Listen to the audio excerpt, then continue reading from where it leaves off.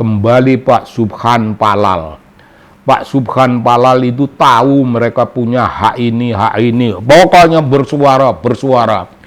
Namun seorang lawyer macam beliau menuntut ke pengadilan, minta supaya pengadilan memanggil mereka supaya mereka bersuara tentang penyimpangan macam gini. Yang berhubungan dengan siapa ini? Tukang karces itu, wakil presiden itu loh, Bung. Itu penuh penyimpangan hidupnya. Sama dengan bapaknya itu.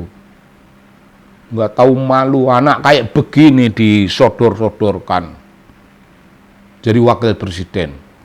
Nah, Pak Subhan Palal menuntut DPR speak up, ngomong belak-belakan, tuntut supaya dia bersuara.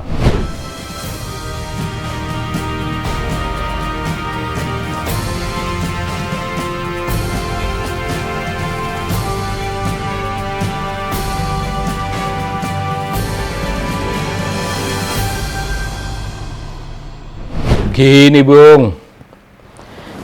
Bung, relax dikit Bung, relax, tapi juga serius.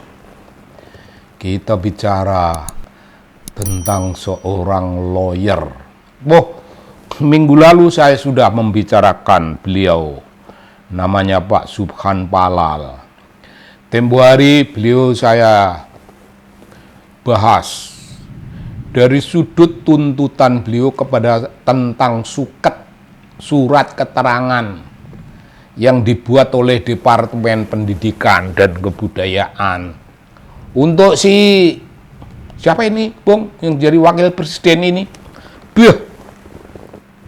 Republik sebesar gini punya wakil presiden yang pelongo kayak begini, Bung. Dijadi wakil presiden karena menyimpang, dan surat keterangan tempo hari itu juga gambaran dari suatu penyimpangan. Pak Subhan Palal menuntut itu di pengadilan, Bung.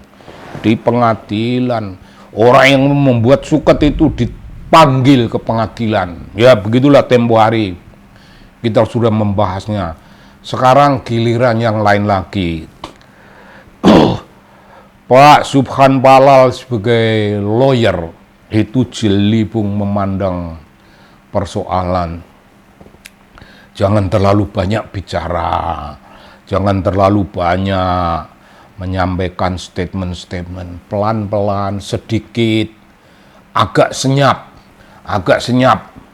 Perjuangan itu agak senyap, tapi tembakannya itu fokus pada suatu persoalan yang telak, Bung. Tembakannya sebagai seorang lawyer, ya pastilah itu yang merupakan fakta hukum yang telak, fakta hukum yang telak. Ini suket belum dikomentari. Sekarang beliau menuntut lewat pengadilan supaya DPR berbicara. Bung, ini kayaknya, Bung, belum pernah ada di kalangan para lawyer kita yang menyadari bahwa DPR, wakil rakyat, bisa dituntut melalui mekanisme pengadilan macam itu. Yang dituntut apa oleh Pak Subhan Palal? Supaya orang-orang DPR itu bersuara tentang keadaan yang berhubungan dengan suket, yang berhubungan dengan keadaannya si wakil presiden ini. Berbagai penyimpangan, DPR harus berbicara. Bung, hak bertanya, hak interpelasi, hak banyak haknya DPR. Itu sudah bagian dari kehidupan mereka. Itu sudah porsi mereka sebagai anggota DPR. Jadi, Bung, tidak perlu ada warga negara yang meminta, ngomong. Enggak perlu, itu sudah bagian dari, ya bolehlah kita sebut protap, bolehlah kita sebut bagian dari kewajiban hidupnya. Namun inilah yang terjadi. Inilah suatu keadaan yang penuh ironi. Anggota-anggota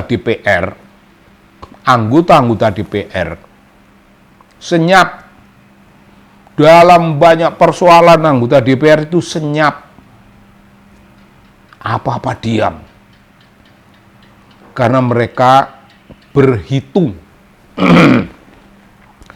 Ya, dari dulu kita punya ekspektasi mereka itu mesti berhitung. Dan apa yang diperhitungkan? Membela kepentingan rakyat. Apa yang diperhitungkan? Menjadi wakil rakyat. Dibayar, Bung, kerja 5 tahun nah, umpamanya dikasih pensiunan seumur hidup. Kurang ngajar sekali mekanisme pemberian gaji dan pensiun. Anggota DPR itu orangnya umpama, Bung, nih, kebetulan orang yang nggak sekolahan sama sekali, gajinya tinggi. Profesor-profesor di universitas, dosen-dosen, orang yang punya gelar doktor, orang yang punya gelar master, kalah semua gajinya. Para profesor itu digaji rendah, serendah-rendahnya. Ini mekanisme dan sistem penggajian yang tidak adil. Kembali Pak Subhan Palal. Pak Subhan Palal itu tahu mereka punya hak ini. Pokoknya bersuara. Namun, seorang lawyer macam beliau menuntut ke pengadilan, minta supaya pengadilan memanggil mereka, supaya mereka bersuara tentang penyimpangan macam gini. Yang berhubungan dengan siapa ini? Tukang karces itu, wakil presiden itu loh, Bung. Itu penuh penyimpangan hidupnya. Sama dengan bapaknya itu. Nggak tahu malu, anak kayak begini disodor-sodorkan jadi wakil presiden. Nah, Pak Subhan Palal menuntut DPR speak up, ngomong belak-belakan, tuntut supaya dia bersuara. Bung, kalau kita mau ngomong dalam omongan yang agak terlalu belak-belakan, sebenarnya anggota DPR yang senangnya mingkem, tutup mulut rapi jali, tutup mata, tutup telinga, tidak ingin tahu ada persoalan-persoalan. Yang ingin tahu gaji, yang ingin tahu fasilitas. Nggak ada fasilitas perumahan segala rupa itu.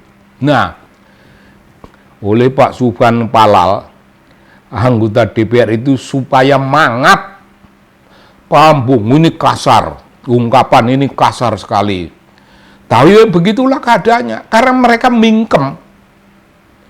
Dalam banyak persoalan penting mereka mingkem, dituntut di pengadilan supaya mereka mangap semangat-mangapnya. Apakah akan otomatis mereka menjadi orang yang mangap, Bung? Kita tidak tahu. Harapan kita, DPR, parlemen, senator lah yang mewakili kita itu, ya betul-betul mewakili. Tapi karena di situ itu banyak orang nggak sekolahan, banyak orang yang budak, tuli, buta, ya nggak ada yang berani bersuara.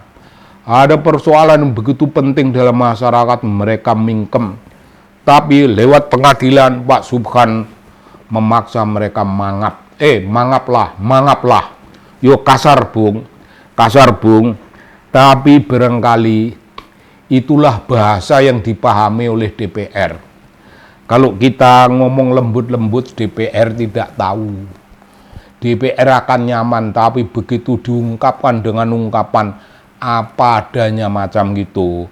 Pokoknya diminta mangaplah. Nah, biar mereka risau sedikit. Salam dari channel Anak Bangsa.